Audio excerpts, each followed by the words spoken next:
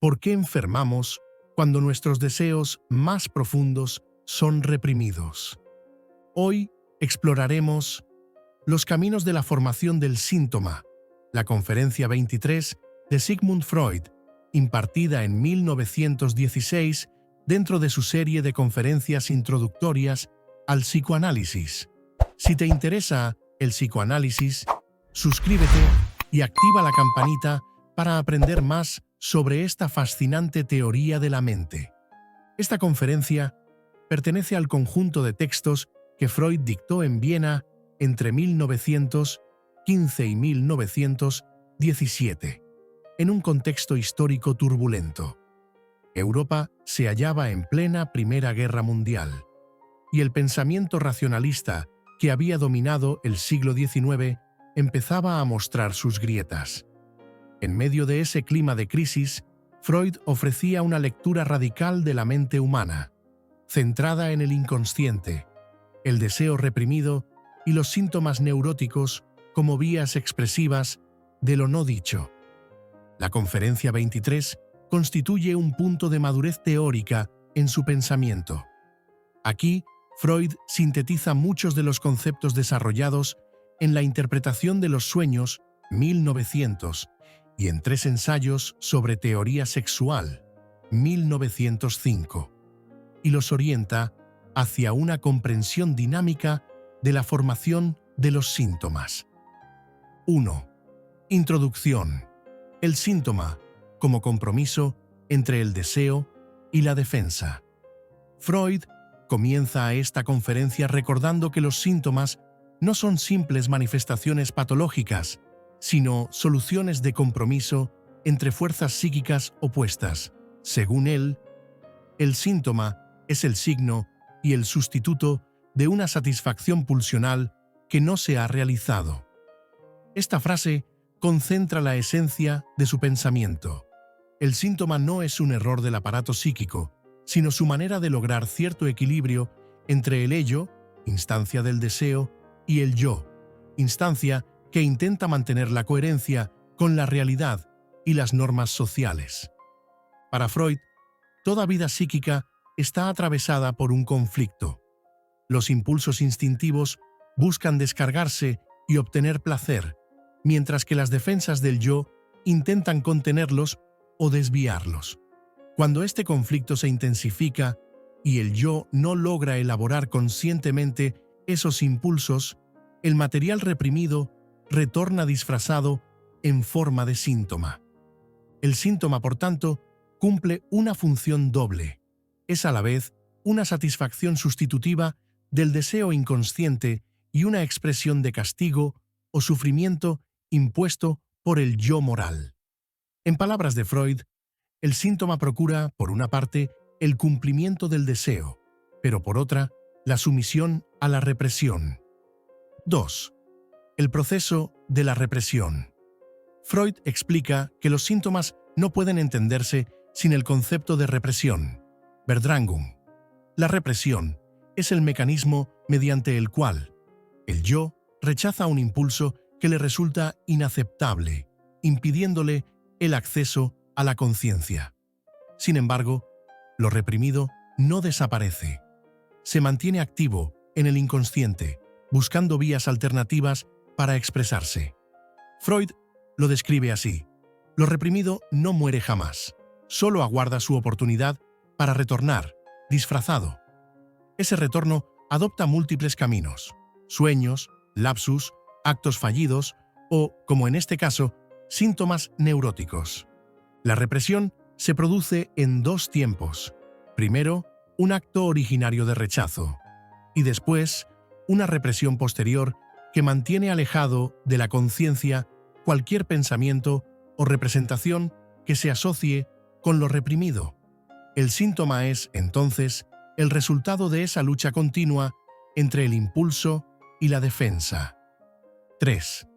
Los caminos de la formación del síntoma. En esta conferencia, Freud distingue 3 grandes caminos por los cuales el deseo reprimido puede transformarse en síntoma. El camino de la conversión, histeria. El conflicto psíquico se traduce en un síntoma corporal, como una parálisis o un dolor sin causa orgánica. Aquí, la energía libidinal reprimida se convierte en una manifestación somática. El camino de la proyección, fobia, el deseo o impulso inaceptable se desplaza hacia un objeto externo que se convierte en fuente de miedo. Así, el sujeto evita reconocer su propio deseo, proyectándolo en el exterior. El camino de la sustitución, obsesión. El impulso reprimido se sustituye por pensamientos repetitivos o rituales compulsivos que permiten al sujeto obtener una satisfacción parcial del deseo bajo la apariencia de obediencia o castigo. Estos tres caminos muestran que, aunque los síntomas parezcan irracionales, poseen una lógica simbólica, expresan en clave disfrazada el deseo reprimido y al mismo tiempo preservan el equilibrio del yo. Freud señala: el síntoma es una formación de compromiso entre la moción pulsional y la instancia represora, un sustituto de lo reprimido que se haya deformado por la censura. 4. La economía del placer y el displacer. Otro aspecto fundamental que Freud aborda en esta conferencia es el principio del placer. Toda actividad psíquica busca reducir la tensión y obtener placer. Sin embargo, los síntomas parecen contradecirlo, ya que generan sufrimiento. ¿Cómo se explica esta paradoja? Freud sostiene que aunque el síntoma cause dolor consciente, en el nivel inconsciente representa una satisfacción. El sujeto sufre, pero al mismo tiempo realiza un deseo reprimido sin reconocerlo. De este modo, el síntoma cumple con el principio del placer, pero de manera distorsionada. La energía utilizada para mantener la represión se denomina energía anticatexial. Cuanto más fuerte sea la defensa, más energía se requiere y más persistente será el síntoma. En este sentido, Freud introduce la noción de economía psíquica. El aparato mental distribuye sus energías para conservar un equilibrio entre deseo, defensa y realidad. 5. Ejemplos clínicos y valor interpretativo. Freud, fiel a su método, no se limita a la teoría. Apoya sus ideas con casos clínicos.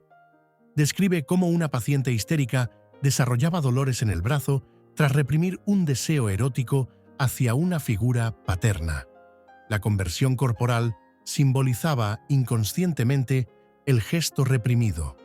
En otro caso, una obsesión de limpieza encubría un sentimiento de culpa moral. El lavado compulsivo era una forma de purificarse ante pensamientos considerados impuros. Estos ejemplos demuestran que cada síntoma tiene sentido si se descifra su lenguaje simbólico. Freud afirma: el síntoma habla el lenguaje del inconsciente. Si logramos traducirlo, conoceremos el deseo que lo engendró. 6.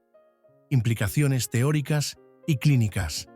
La importancia de esta conferencia reside en que establece las bases para comprender la formación de los síntomas neuróticos como resultado de la represión y el retorno de lo reprimido. Este modelo se convirtió en un pilar de la teoría psicoanalítica y permitió avanzar hacia nuevas concepciones estructurales del aparato psíquico, ello, yo y superyo, que Freud desarrollaría en los años 1920. Además, abre la puerta a la noción de conflicto intrapsíquico permanente, en la que la salud mental no se define por la ausencia de conflicto, sino por la capacidad del yo de elaborarlo simbólicamente. Desde un punto de vista clínico, la interpretación del síntoma se convierte en la vía de acceso al inconsciente, permitiendo al sujeto reconocer el deseo oculto y liberarse de la compulsión. Freud lo resume con claridad: donde estaba el ello, deberá advenir el yo. 7. Contexto histórico e impacto en la sociedad.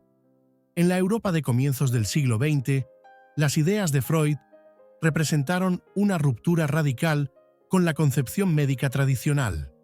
La psiquiatría de su tiempo buscaba causas biológicas de la neurosis.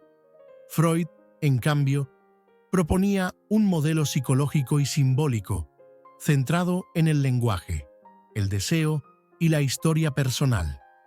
Su influencia se extendió más allá del ámbito clínico. Transformó la filosofía, la literatura, el arte y la pedagogía. Autores como Thomas Mann, Kafka o Dalí incorporaron su pensamiento para explorar los límites entre razón y deseo. En la sociedad contemporánea, su teoría sigue viva en la comprensión del trauma, la sexualidad y los procesos inconscientes que influyen en nuestras decisiones diarias. Freud no solo ofreció una explicación del síntoma, sino una nueva forma de pensar al ser humano, no como sujeto de la razón, sino como sujeto dividido por su propio deseo. 8. Vigencia actual. Más de un siglo después, la conferencia Los caminos de la formación del síntoma mantiene su vigencia, en un mundo donde el malestar psíquico adopta nuevas formas: estrés, ansiedad, adicciones. El psicoanálisis sigue recordándonos que los síntomas tienen sentido y que comprenderlos implica escuchar lo que el inconsciente intenta decirnos. El legado freudiano ha inspirado corrientes contemporáneas como la psicología dinámica, el análisis existencial y la psicoterapia relacional, que aún se nutren de la idea central expuesta aquí: el síntoma como mensaje cifrado del deseo. Si este vídeo te ha resultado interesante, suscríbete y activa la campanita para seguir aprendiendo psicoanálisis con nosotros. Hasta la próxima.